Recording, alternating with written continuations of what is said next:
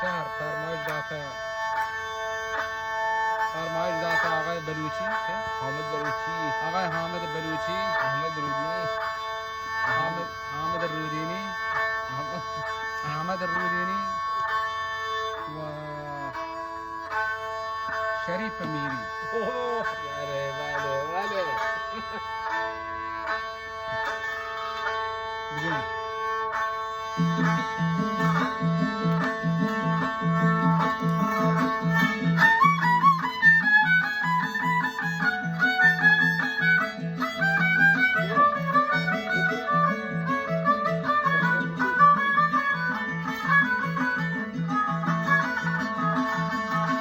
هر جامی خوابم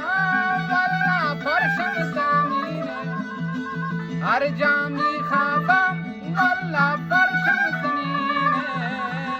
چشمان یارم والله سکنا زمینه، آخ بمیرم دل بردا بشنبینه، الله خدایا نبینم داغ بسر.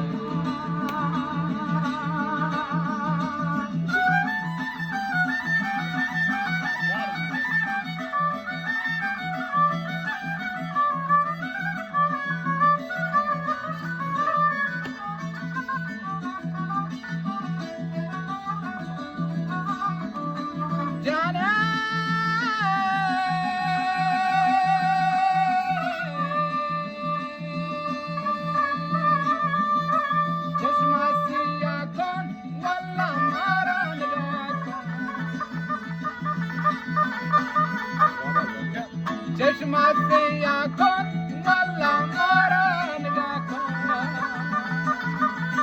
چند بوسی شیرین والله از لب جدا کن،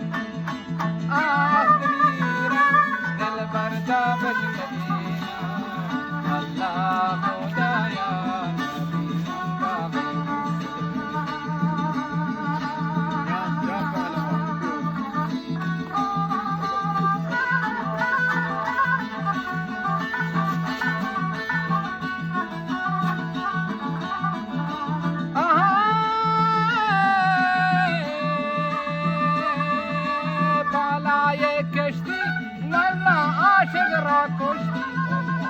بالای کشتی والله عاشق را کشتی، بالای کشتی ابراهیم عاشق را کشتی، با خون عاشق والله نام نوشتی، آخ بمیرم دل بردا بشنبینم، الله خدایا نبینم داغ.